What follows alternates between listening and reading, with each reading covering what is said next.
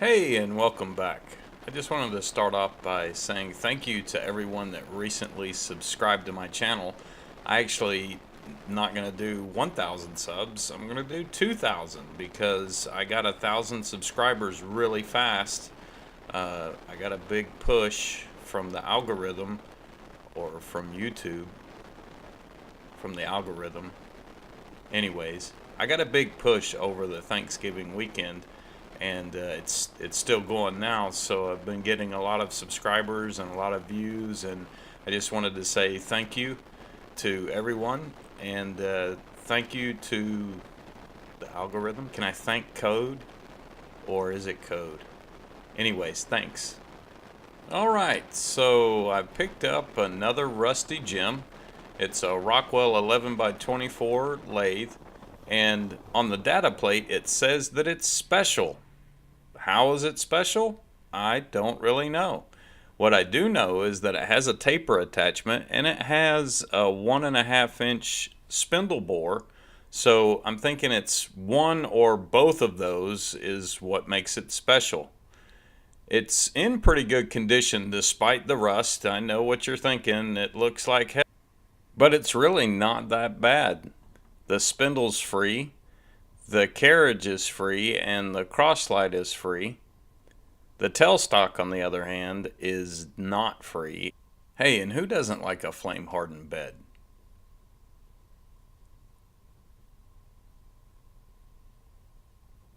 So a nice touch on the taper attachment is that it has a built-in magnifying glass so you can see that really small scale.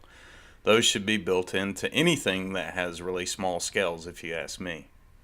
I like on the data plate that they put it has an 11 and 1/16 inch swing, just in case you weren't sure. You know that you can make it. Fortunately, the headstock was spared the trauma of the rust. It's a little dirty, but it's in really good condition. And I got a steady rest and a drive plate. And there's a 4-jaw chuck that I'm pretty sure has never been used. Take note of that oxidation. I stopped at a pressure washer on the way home and blasted it one time because the chip tray had a serious funkage going on, and that needed to go. I've already stripped everything off of the bed so we can focus more on putting it back together. Just rolling it outside to give it the purple power treatment. I did it 3 times, and I think if I did it a 4th I would have had issues with the paint. You just got to be careful with how long it sits on the surface and keeping it wet especially. So I'm using a little bit different logic on the lathe than I did for the milling machine. On the milling machine I was just all in from the get-go. I knew that everything was going to get done. But with this machine, it hasn't been repainted, and believe it or not, the paint is really not that bad.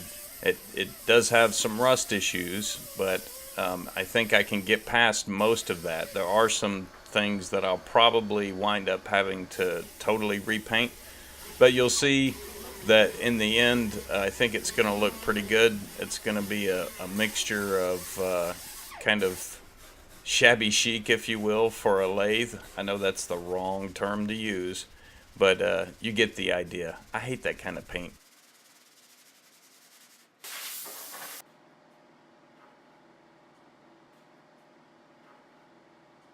Normally I'll reach for the spray gun before I do anything else, but in this case, one thing is I didn't want to separate the lathe bed from the base because of the way the headstock, the belts are. I didn't want to completely disassemble it because I didn't need to. And then the other thing is the chip tray is pretty severely pitted, and the inside of the lathe bed needs to get repainted as well, and it's just such a tight confined space. It's very difficult to spray even with a touch-up gun. So believe it or not, the roller was a really good solution. It was better than using a paintbrush. There's no brush strokes. It does look a little lumpy, but it also looks lumpy from pitting as well. So in the end, I think it turns out.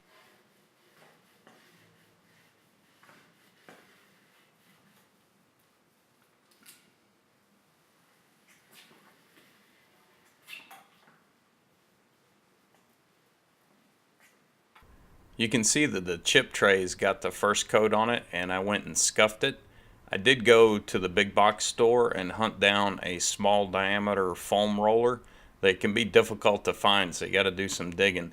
But that did work pretty good for doing the final coat on the chip tray. It went a lot smoother, and it was a little bit easier to manage underneath the lathe bed. It was a little bit difficult to use the bigger rollers, so it helped out a lot. Alright, so remember that oxidation I asked you to pay attention to? Well, you can see it's pretty well gone. The purple power is taking care of it. There's still a little bit left there, but the wax takes care of the rest. I put 2 heavy coats of wax on it, and the paint was just absorbing it like crazy. I had to keep rubbing it in because the paint was so dry that it was absorbing the wax. And as you can see later on, it turns out pretty good considering what it did look like.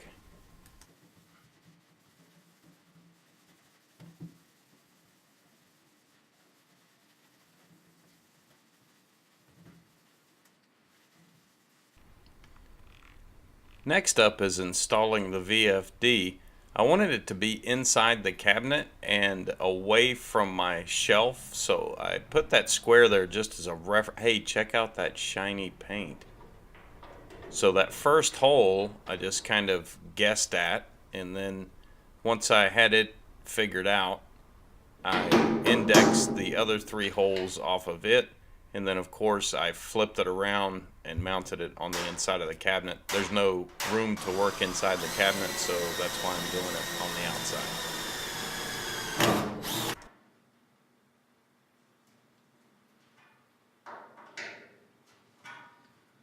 The cabinet is 1/8 inch sheet metal, and I'm using 1032 screws to mount the VFD with.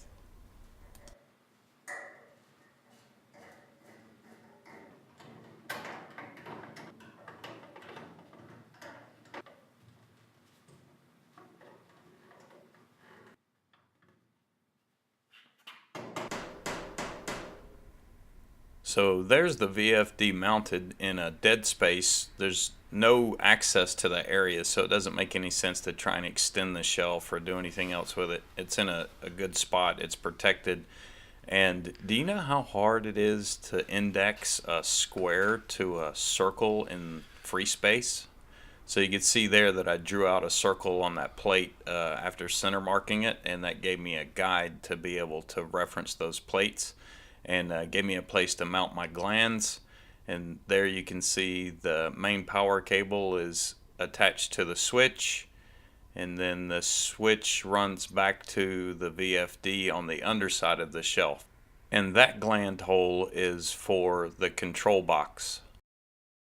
When I first started working on the lathe, the selector lever was jammed, and the collar that I'm cleaning on right there is actually the support for the back gear shaft on the back side of the headstock, and there's a bushing on the front side of the headstock that it goes into. Well, that bushing doesn't have any means of lubricating it, and so what happened was, you can see that this lever, every time you move it, the back gear shaft gets higher and higher because it's riding on a cam or eccentric. And what that means is that this lathe probably never got put into back gear. It just got left in direct drive all the time, and it allowed the bushing on the front side to lock up the back gear shaft. So what I had to do was remove that collar on the back and take a brass drift and tap on the back gear shaft and move it back and forth, and go to the front, of course, and tap. And it only has about a 1/4 inch of movement there, and eventually I was able to get it freed up, and I got enough oil in between the shaft and the bushing to make everything start working again. But it's all connected together, so if you don't move that selector lever, or if you have a Rockwell lathe that's getting stiff, that lever's getting stiff, you need to investigate that bushing on the front side of your headstock and give it some lubrication. And I'll point it out later when it comes up. That's all the mechanism right there for the lockout. It basically Either allows it to be in direct drive or in free spindle or lock spindle or back gear.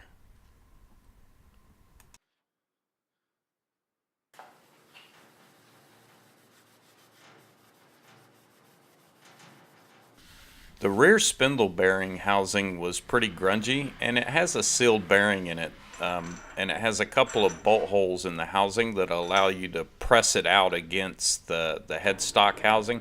So I just popped it out of there and cleaned it up.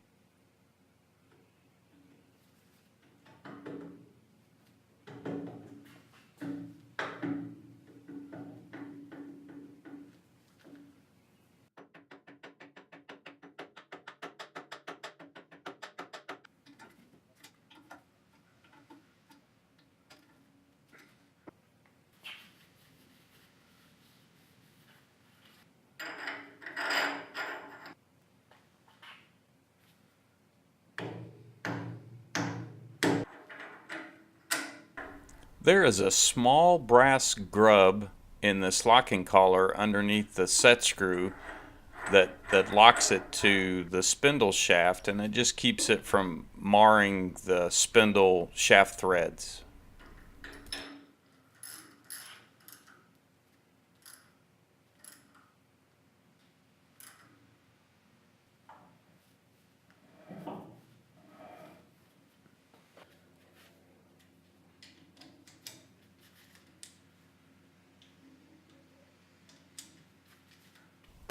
So the spindle is a L00 spindle. That taper should make this be a very accurate lathe. And behind it, the front spindle bearing is a giant cone bearing. So I didn't want to take any of that apart if I didn't need to. I just popped the cover off and took a look at it, and fortunately it was clean. There wasn't a whole lot of debris or rust or anything behind that plate. And just cleaned it up a little bit and made sure that the grease fitting would take grease, and I could see grease squeezing out of the bearing whenever I did that. So I just put it back together and called it good after a little cleanup.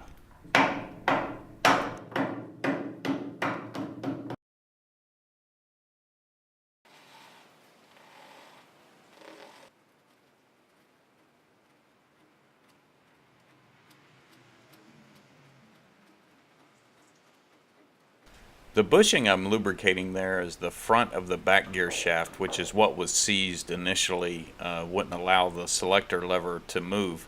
So again, I took the cover off the back of the back gear shaft support there and just tapped the back gear back and forth, back and forth, back and forth until that freed up inside that bushing. I actually need to figure out a way to be able to get an oil passageway into that bushing. I don't want to take the entire headstock apart to do that, but it would be nice if it had an oil passage directly into that bushing, to be able to just very easily lubricate it and not have to monkey around with it. It does slide back about 1/8 of an inch whenever you move the selector lever.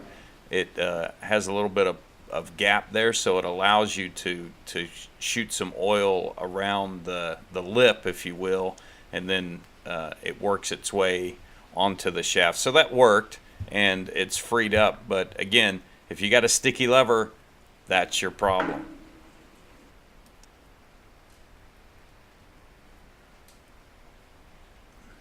So again, this is the safety lockout mechanism. It keeps you from doing anything that you shouldn't do. It keeps you from destroying the lathe, basically.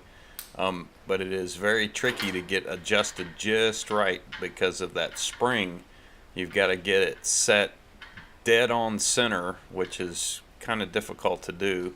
And I'll save you the 4 or 5 times that I took it apart and put it back together again in order to get that just perfect so that it would work the way it's supposed to. So it is a little bit tricky to get adjusted, but once it's right, it's right.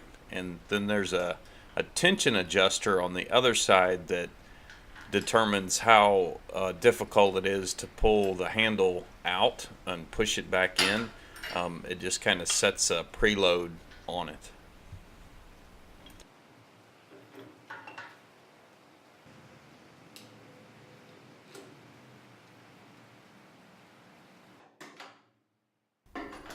So all the way to the left is direct drive, and all the way to the right is back gear.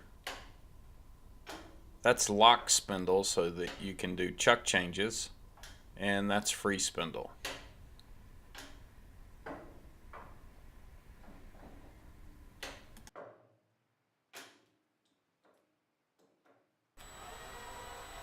So I haven't powered this motor up yet, and I just want to spin it up and see if the bearings are making any noise, and they are.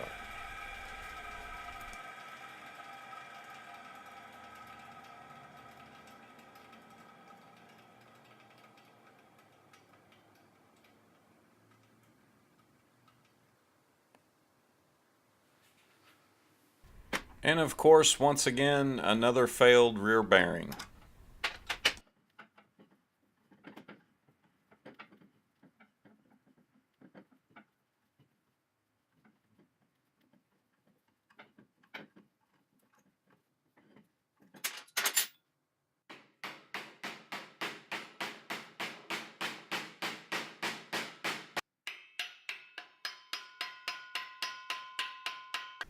The way this motor is mounted inside of the cabinet, the electrical box is against the back wall, and it's impossible to get to once it's installed. So I went ahead and pre-terminated everything, and I've got my whole wire roll just hanging off the end of the bench there. Once I get it mounted inside the cabinet, I'll terminate it at the VFD.